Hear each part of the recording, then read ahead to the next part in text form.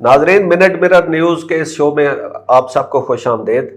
آج کے اس شو میں ہم ایک ٹاپک کو ڈسکس کر رہے ہیں، وہ ہے پاکستان تحریک انصاف کا موجودہ تحریکی نظام۔ پوری لیڈرشپ کو اس وقت کوئی سمجھ نہیں آ رہی کہ انہوں نے کرنا کیا ہے۔ کبھی ہم دیکھتے ہیں کہ اوورسیز سیکٹر جو ہے وہ کوئی اوورسیز نیوز پیپرز میں بڑے بڑے اشتہارات چھپواتے ہیں عمران خان کی رہائی کے لیے۔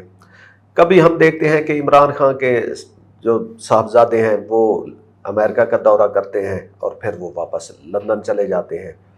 ادھر پاکستان میں دیکھیں تو اس وقت پاکستان تحریک انصاف اس وقت کئی فرنٹس اس نے کھولے ہوئے ہیں۔ انہوں نے نیشنل اسمبلی اور سینٹ کی سٹینڈنگ کمیٹی اسے ریزائن کیا ہوا ہے، ساتھ ساتھ ان کی عدالتی جنگ جاری ہے۔ اب ساتھ میں ایک اور چیز کا اضافہ ہوا ہے، وہ ہے کہ جی پشاور میں 27 ستمبر کو وہ ایک جلسہ کر رہے ہیں۔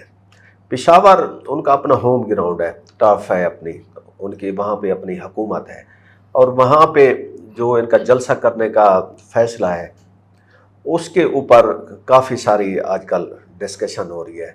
تو ان ساری چیزوں کے پس منظر میں آج ہم ڈسکشن کریں گے۔ ہمارے ساتھ موجود ہیں ڈاکٹر فرید ملک صاحب۔ جی سر، آپ کا کیا خیال؟ دیکھیں جی، جو سمجھنے کی بات یہاں یہ ہے کہ یہ ایک بہت بڑا ایک مارکا ہونے جا رہا ہے جس طرح میں دیکھتا ہوں، کیونکہ ہماری جو پہلی جنریشن ہے پاکستان کی، ہم نے پاکستان کو آزاد ہوتے ہوئے اور ڈوبتے ہوئے دیکھا ہے اپنی زندگی میں، اور اب کیونکہ ہماری اننگز جو ہے وہ تقریباً اختتام پذیر ہیں، تو اب خواہش ہماری یہ ہے کہ ہم اس کو آزاد کرا کے جائیں۔ اور آزادی کا مطلب یہ ہے کہ ایک کانسٹیٹیوشنل ڈیموکریسی ہو پاکستان، جو رول آف لا ہو، جہاں ہم اپنی مرضی کے نمائندگی ہو، اور پاکستان کی نیشنل بلڈنگ ہو، اور ملک کو اٹھایا جائے اور چلایا جائے اور بنایا جائے۔ تو یہ سارا کچھ دیکھتے ہوئے یہ بہت بڑا یہ کام ہونے جا رہا ہے، اس لیے رکاوٹیں بھی راستے میں زیادہ ہیں۔ صحیح، اور آپ نے بالکل بات ٹھیک کی کہ یہ اس سارے کو پٹ آل دا پیسز ٹوگیدر یہ آسان نہیں ہے، اور یہ مشکل کام ہے، اور پارٹی میں وہ سٹرکچر نہیں ہے جس کے ذریعے یہ اس کو ایک کوآرڈینیٹڈ موومنٹ کی جائے۔ مگر نیور دا لیس، یہ جو میں جس طرح دیکھتا ہوں کہ یہ کوئی ایسی چیز نہیں ہے جو ٹل جائے گی۔ مطلب یہ جو مارکا ہے یہ کسی نہ کسی اونٹ کسی نہ کسی کروٹ ضرور بیٹھے گا۔ تو یہ بہتر یہی ہے کہ اس کو اسٹریچ نہ کیا جائے اسٹرگل کو، اور جتنا جلدی ہم کوئی کامن گراؤنڈز نکال کے اور کوئی وایا میڈیا اور کوئی راستہ نکال کے، اور یہ جو آزادی کا کاروان ہے اس کو رواں دواں رکھیں، اور جو جس مقاصد کے لیے پاکستان بنا ہے وہ ہم اچیو کر سکیں۔ ڈاکٹر صاحب، ہم دیکھتے ہیں کہ وہاں پہ ایک ڈیڈ لاک ہے۔ عمران خان کہتے ہیں کہ میں بات کرنے کے لیے تیار ہوں، دوسری سائڈ کہتی ہے، اسٹیبلشمنٹ کہتی ہے کہ جی ہم بات نہیں کریں گے، آپ حکومت سے بات کریں۔ انہوں نے ایک دو دفعہ کوشش کی دروازہ کھولنے کی، حکومت کا دروازہ کھٹکانے کی، تو وہاں پہ وہ طنز و تشنیع کے علاوہ کچھ بھی نہیں ہوا، وہ بس الفاظ کی گولہ باری رہی، اور اس کے بعد وہ بات چیت کبھی ہوئی ہی نہیں۔ وہ شرائط اور انہی معاملات پہ بات اٹکی رہی۔ اب عمران خان سمجھتے ہیں، یا ہر کوئی یہی سمجھتا ہے کہ اصل جو پار ہے وہ تو اسٹیبلشمنٹ کے پاس ہے۔ اب اسٹیبلشمنٹ بات کرنے کے لیے تیار نہیں ہے، اور ادھر سے عمران خان جو ہیں وہ بھی اسی چیز پہ زیادہ زور دیتے ہیں کہ اسٹیبلشمنٹ بات کرے گی تو کوئی آگے بریک تھرو ہوگا۔ تو یہ ڈیڈ لاک کو کیسے ختم کیا جائے؟ دیکھیں جی، یہ بڑا انٹرسٹنگ آپ نے مجھ سے سوال کیا ہے۔ میں I am a Muslim league child, میرے والد مسلم لیگی تھے، اور 1940 کا جو پاکستان کا ریزولوشن تھا، لاہور ریزولوشن، اس میں وہ شامل تھے۔ تو میں ہمیشہ مسلم لیگ والوں سے یہ سوال پوچھتا تھا کہ قائد اعظم نے لاہور کا چناؤ کیوں کیا یہ ریزولوشن پاس کرنے کے لیے؟ مجھے کبھی اس کا جواب نہیں ملا صحیح۔ دیکھیں، مسلم لیگ بنی ڈھاکہ میں، وہ شیر بنگال فضل حق نے وہ ریزولوشن لکھا، یہاں حکومت تھی ان کی وہ سر سکندر اور وہ لوگ کی جو جن کو ٹوڈی کہتے ہیں، جو انگریز کے وہ نواز ہم نوالا پیالہ تھے۔ اور آج بھی اگر آپ دیکھیں، جو بادشاہ مسجد کے ایک کنارے پہ ان کا مزار ہے سر سکندر کا، اور ایک طرف ان کا مزار ہے علامہ اقبال کا. تو میرے کہنے کا مطلب ہے یہ مجھے سوال کا جواب کبھی نہیں ملا, اور ہاسٹائل تھا, خاکسار بھی حق میں نہیں تھے پاکستان کے, اس کے باوجود قائد اعظم یہاں آئے اور لاہور ریزولوشن یہاں پاس کیا. تو جو جواب مجھے ملا قریب تر وہ یہ تھا کہ لاہور کو آن بورڈ لانا ضروری تھا.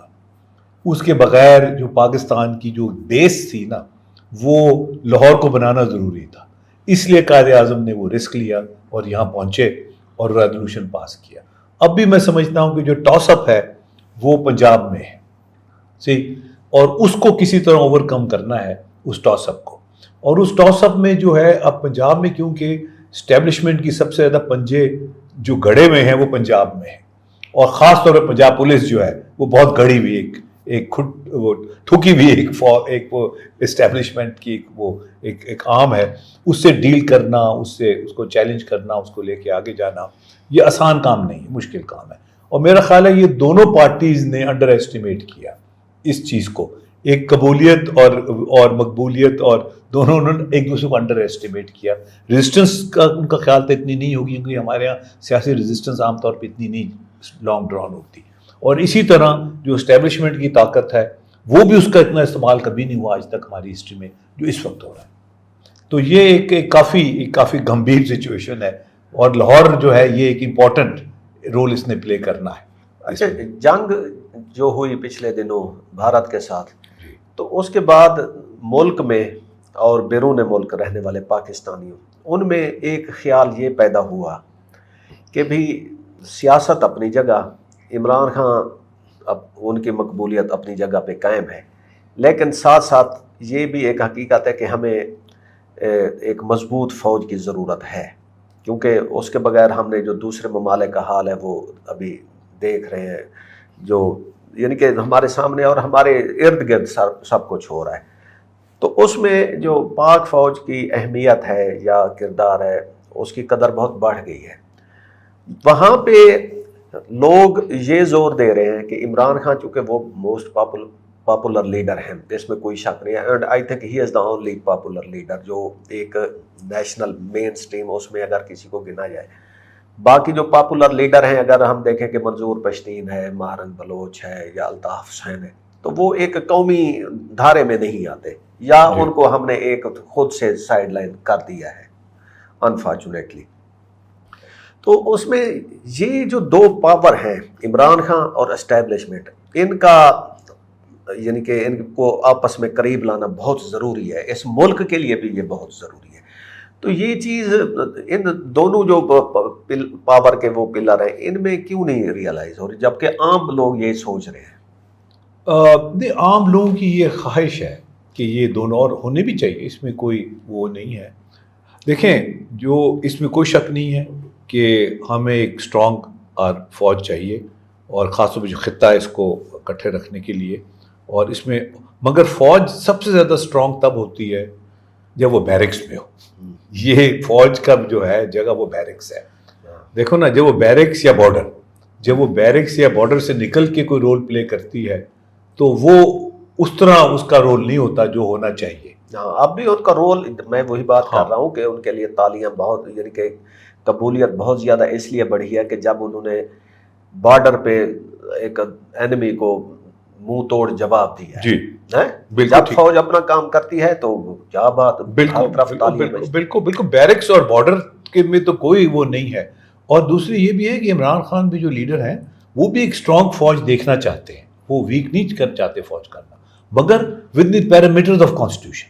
دیکھیں نا, یہ وہ ویک فوج تو ہمارے انٹرسٹ میں نہیں ہے, مگر یہ کہ it has to be under the constitutional framework. ساری یہ ہے, اس کو سمجھنے والی بات ہے. اور یہ بھی بڑی عجب بات ہے, اور یہ بھی سمجھنے والی بات ہے کہ واحد ملک ہے دنیا کا جس نے 4 دفعہ کانسٹیٹیوشن بنانا پڑا جس کو.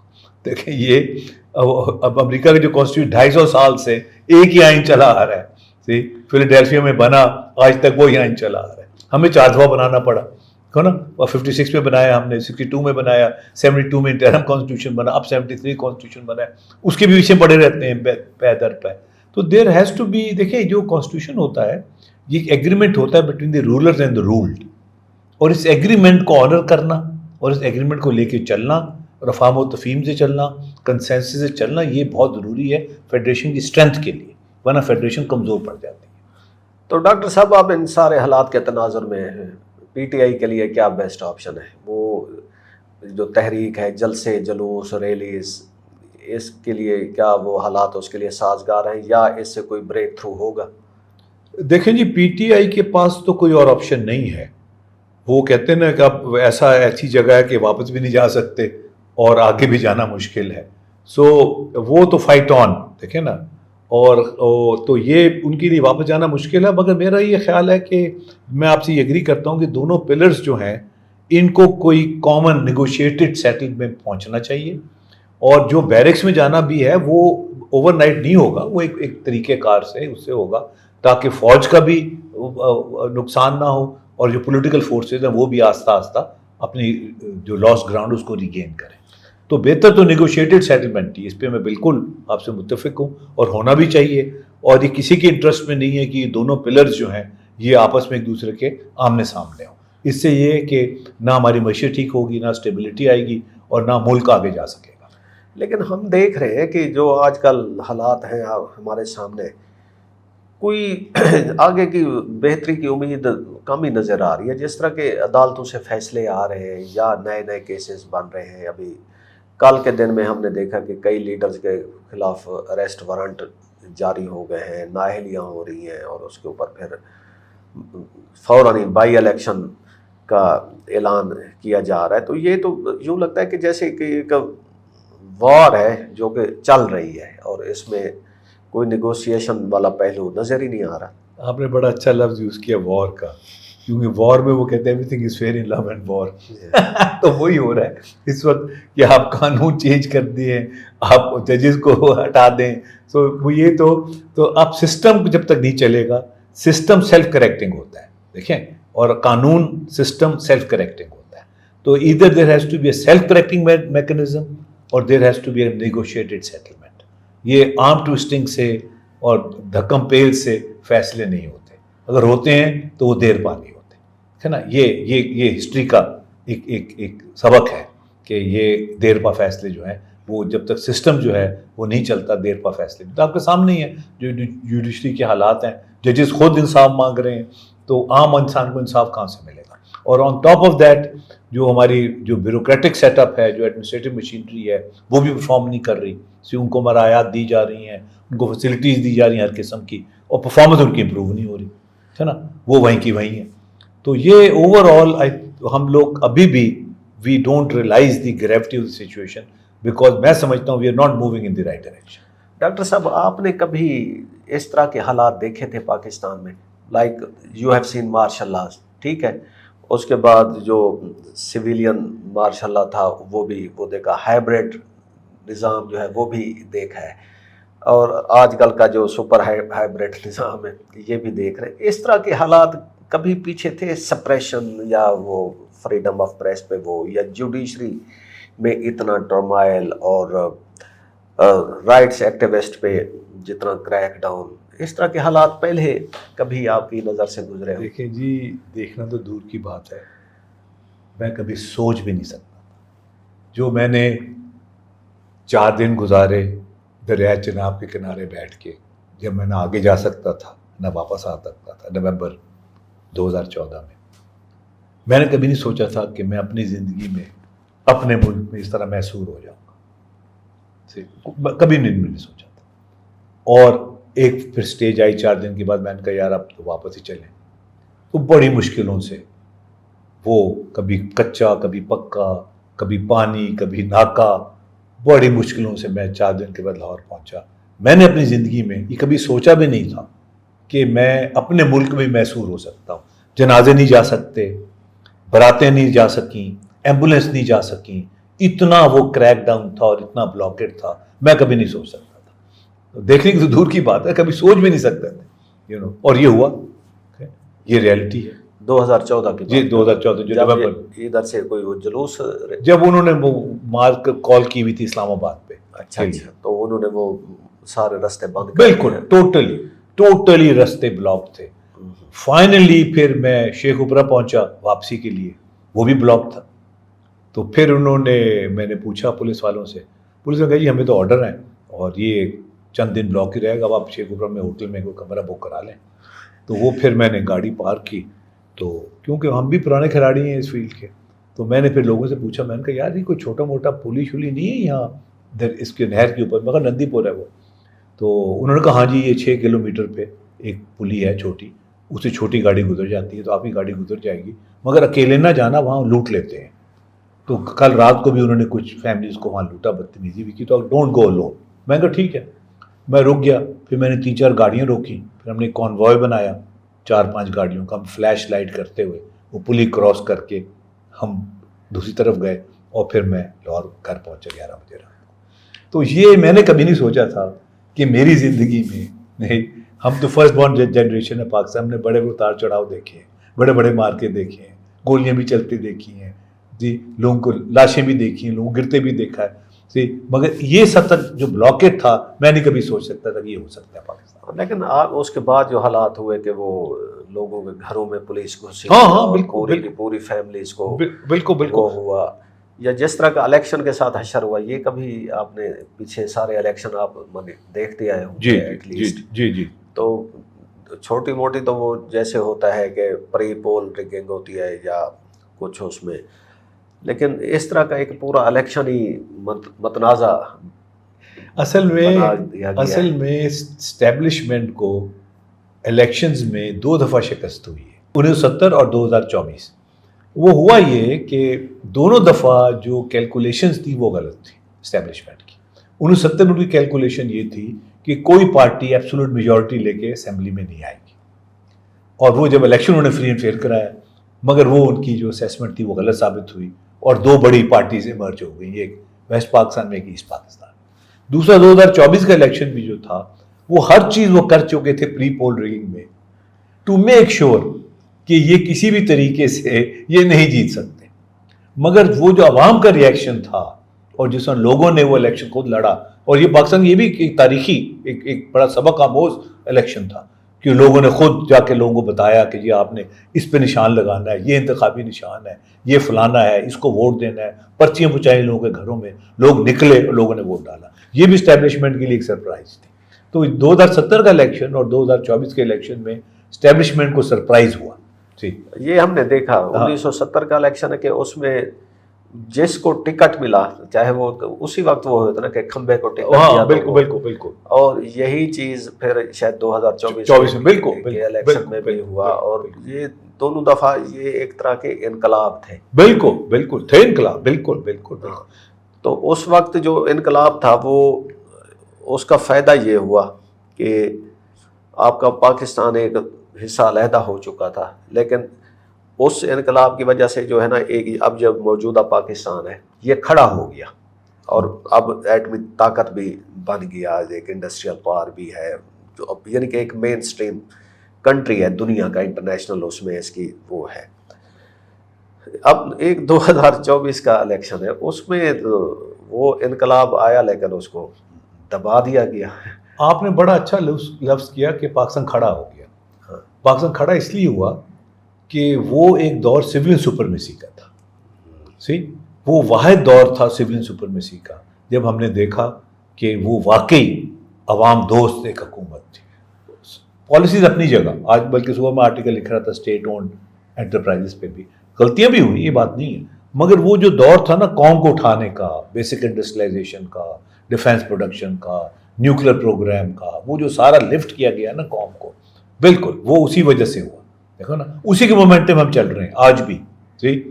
اور یہ جو ملک یہاں آئین بنا، ایٹامک پاور ہم بنے، ہیوی انڈسٹریز بنی، ڈیفینس پروڈکشن سارا سیکٹر ڈیولپ ہوا، یہ اسی کا ہوا. اسٹیل مل لگی ہے نا، یہ سارا جو ہے فرٹیلائزر کمپلیکسز بنے، یہ سارا جو ہے وہی مومنٹم جو پاکستان کھڑے ہونے والا مومنٹم تھا. تو یہ آپ کی بات بالکل ٹھیک ہے کہ وہ اس طرح کے وہ نہیں ہوئی. وہ اس کا ریپرکشن، اس کی وجہ یہ تھی کہ اس وقت کیونکہ ایسٹ پاکستان نے جو بغاوت کی تھی اس سے اسٹیبلشمنٹ کمزور ہو گئی تھی. اسٹیبلشمنٹ میں وہ مسل نہیں رہا تھا، وہ پاور نہیں رہی تھی، تو دیور بروزڈ، وہ زخم خوردہ تھے اس وقت. اس وقت وہ زخم خوردہ نہیں ہے، دیکھیں نا، وہ اتھارٹی میں، وہ پاور میں، اور وہ کنٹرول میں. سے، یہ تو فیکٹ ہے، یہ آپ کی بات بالکل ٹھیک ہے. تو وہ کھڑے ہونے کا موقع نہیں مل رہا اس لحاظ سے. تو ڈاکٹر صاحب آپ پروگرام کو وائنڈ اپ کر رہے ہیں، تو اس میں عوام کے لیے، ہمارے ویورز کے لیے کیا میسیج ہے کہ ہم نے آج اوور آل ہسٹری ڈسکس کی، پاکستان تحریک انصاف اور اسٹیبلشمنٹ کا جو آپس میں کنفلکٹ ہے اس کو ڈسکس کیا، تو اس سارے تناظر میں وے آف فارورڈ کیا ہے؟ دیکھیں جی، مجھے جس بات کا وہ خوف اور اندیشہ یہ ہے کہ اگر ہماری جنریشن جو فرسٹ بورن فری جنریشن تھی پاکستان کی، اگر ہم پاکستان کو آزاد کرائے بغیر چلے گئے تو یہ ملک شاید کبھی آزاد نہ ہو پائے. یہ میرا انالیسس ہے، کیونکہ یہ ہماری ذمہ داری تھی، رسپانسبلٹی تھی کہ ہم ایک فنکشنل ڈیموکریسی چھوڑ کے جائیں. اس میں ہم ناکام ہوئے ہیں. اس کی کئی وجوہات ہیں، دیکھو نا. تو مگر یہ ہے کہ اگر ہم بغیر اسٹرگل کے چلے گئے اور یہ بغیر باور کرائے چلے گئے کہ ابھی آزادی ہم نے حاصل نہیں کی، تو اس ملک کا فیوچر اچھا نہیں ہوگا.